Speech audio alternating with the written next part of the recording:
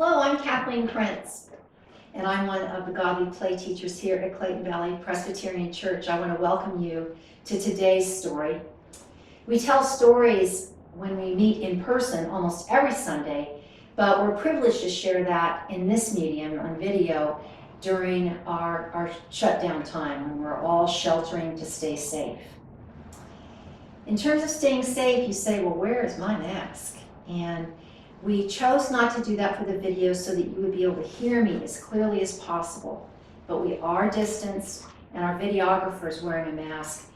And I know that whenever it's going to be safe for us to come back together again, I'm certain I'll be wearing a mask then and want all of us in this sacred space to be safe. When we come together, we usually start in the sanctuary, and we have some music and we spend some time with Pastor Barbara.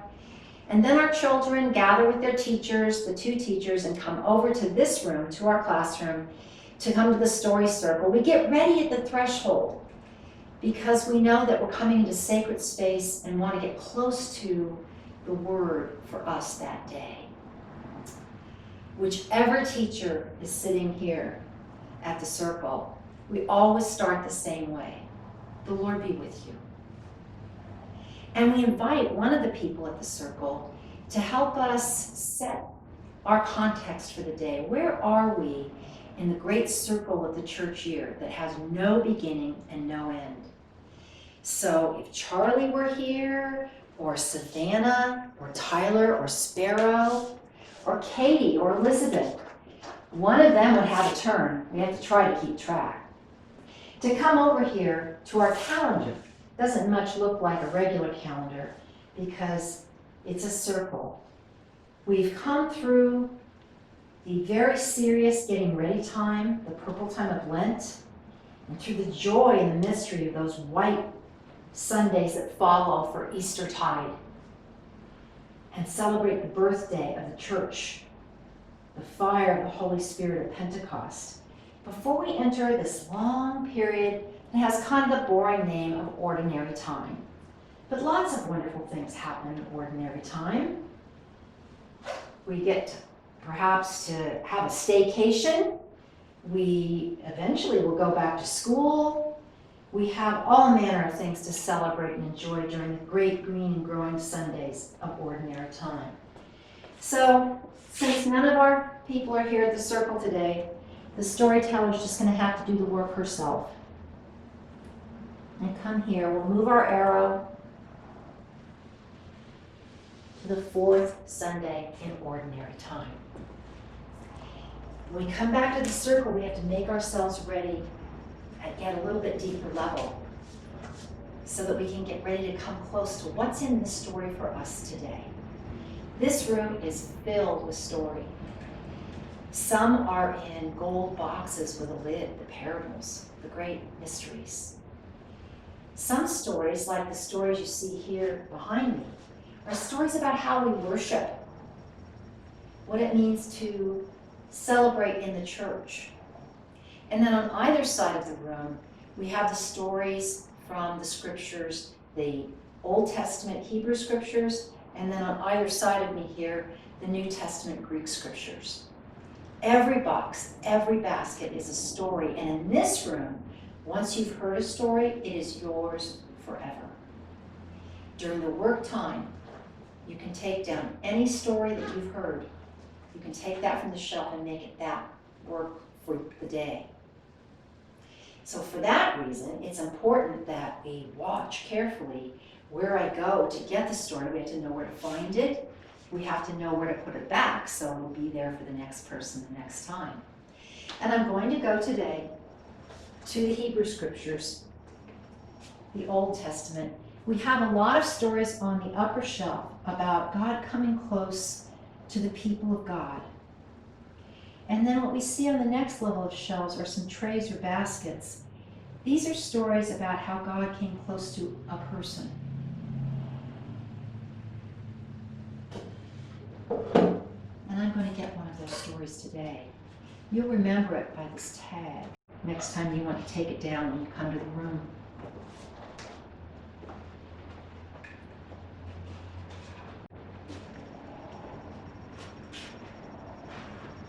sit crisscross or on our knees. We make our hands still, our bodies still, and our mouths still, so that we can come close to the presence of the Word before us. That deep, rich brown is like the earth, isn't it?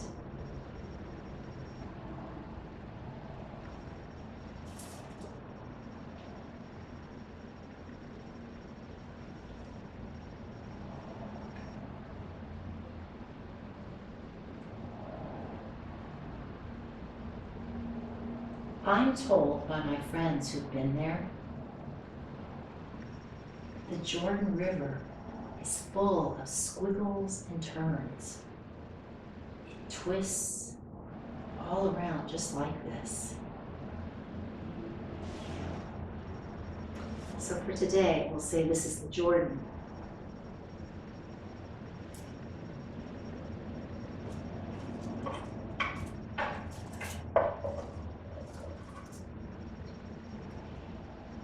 When the people of God came out of the desert and crossed over the Jordan River,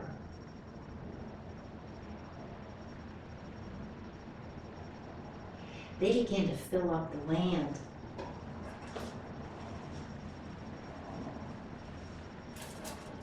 Some of them even began to live near the city of Bethlehem.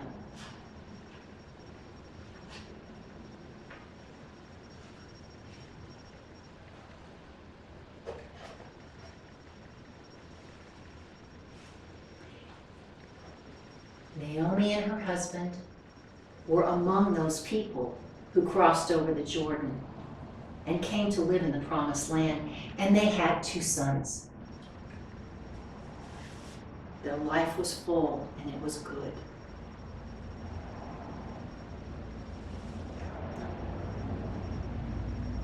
But then the time came when there was no food. The rains didn't come. The crops couldn't grow. So there was very little work and very little to eat. And so they made a hard choice. They went back across the river to Moab.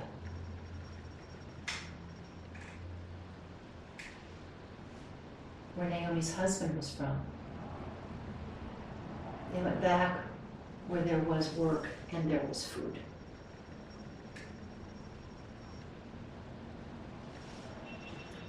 But then Naomi's husband died.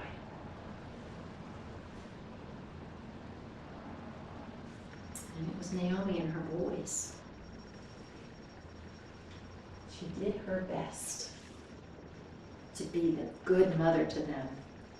And in fact, they grew and became young men. And they, too,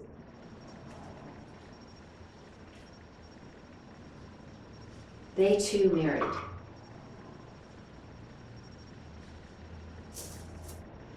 Their wives were named Orpah and Ruth. And so Naomi's family had grown. But again, over time, what happened is that Naomi's sons both died.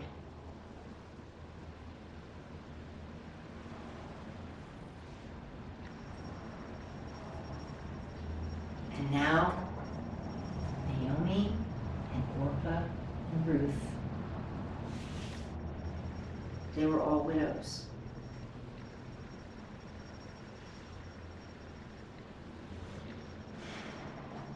Orpah decided to return to her mother. And so she said goodbye to Naomi and to Ruth.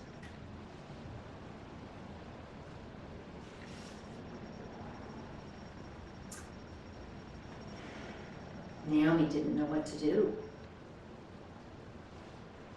She she decided that she too, like Orpah, should return to her people who lived near Bethlehem.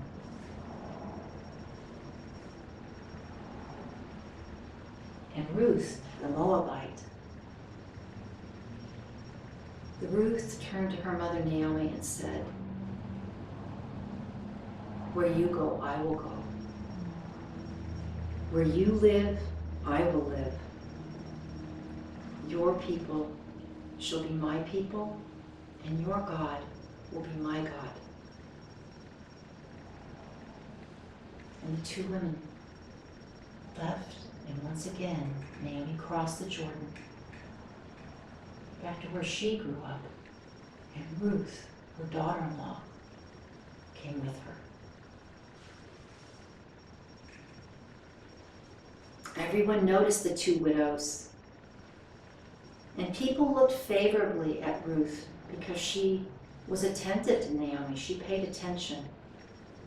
They had to find a way to feed themselves, and in that day, it was the custom when people picked the fruit from their trees, or perhaps when they cleared the grain from their fields, they would leave a little extra on the ground. They wouldn't get it all.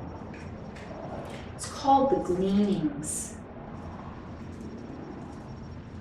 And it was the custom then that people who were in need, people like the widows who didn't have husbands and sons to care for them in that day, Naomi and Ruth could go out into the fields and pick up that grain that had been left so they could make the good bread to feed themselves.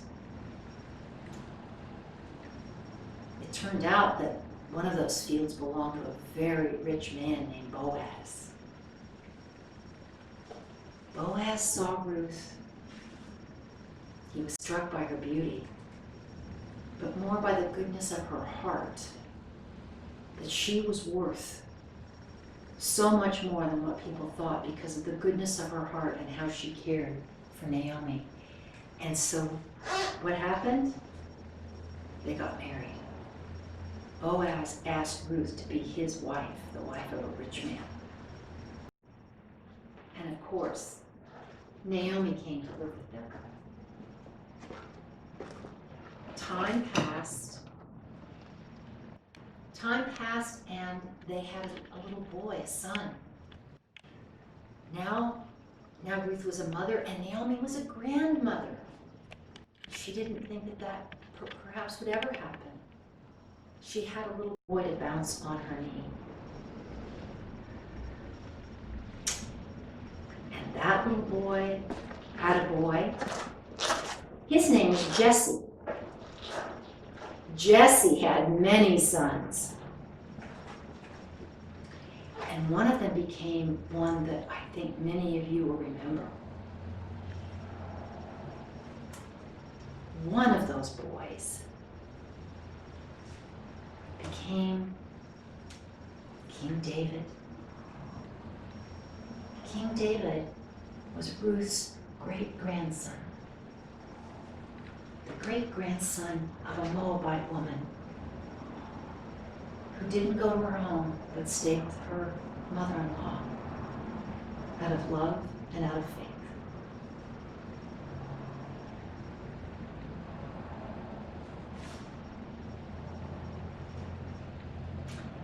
I wonder if there's some part of this story that you really like.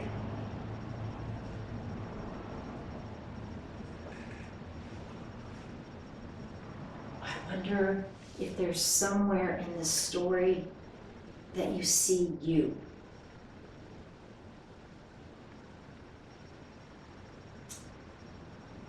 I wonder if there's part of the story that's about you.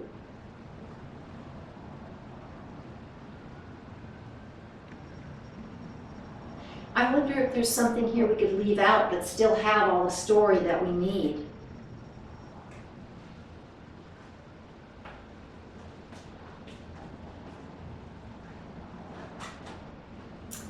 I wonder what it was like when Orpah left. I wonder what it was like for Ruth to leave Moab behind and go with Naomi.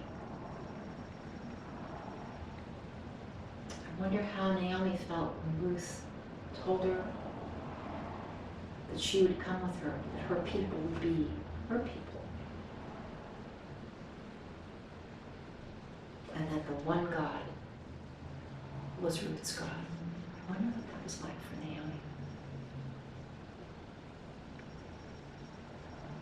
I wonder if there's something about this story that you wonder about, because that's what's really most important. We can turn our wondering into something more. I know that some of you like to use watercolors and paint. I know that some of you like to use clay or Play-Doh. I know that some of you like to use felt or pipe cleaners. You could even make the wheat or a crown. You could make any part of this story that you would like with what you have at home. And that's how we know that you are part of this story, and you can always look at that and remember. After we have put all the story materials away when we're in this room, then it's time to come back to the circle. And we have a feast. We get ready for the feast through prayer. Now, of course, no one can say, okay, time to pray, start praying. So you don't have to pray. But if you have a prayer, even if that prayer doesn't really have words, only God will understand, that's what we do. We make time for every single person at the circle to be able to take time, either out loud or so quietly only God hears, to have a prayer. We might ask for help for ourselves or for someone else.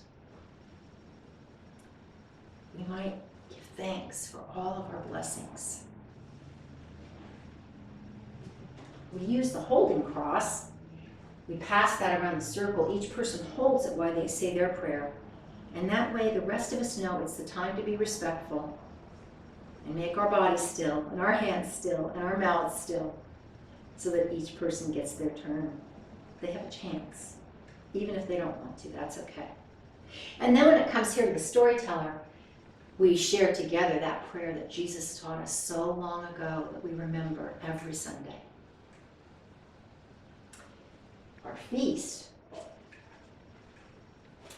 Our feast is a simple feast. We have the bread and the cup, just like Jesus did with his friends. We remember when he took the bread and he broke it. He had blessed that bread and told his friends at that supper to eat all of it.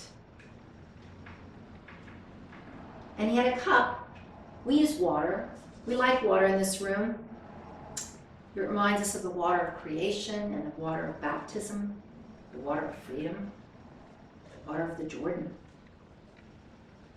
At that supper with his friends, Jesus blessed the cup and told them to drink all of it. And it was his promise that he would be with them even as he is with us at the circle together. When we come together in his name, he promised to be with us. And so we have the bread and we have the cup every Sunday, and we remember. So until we come together again to share this bread and this cup and be at the circle to have our story,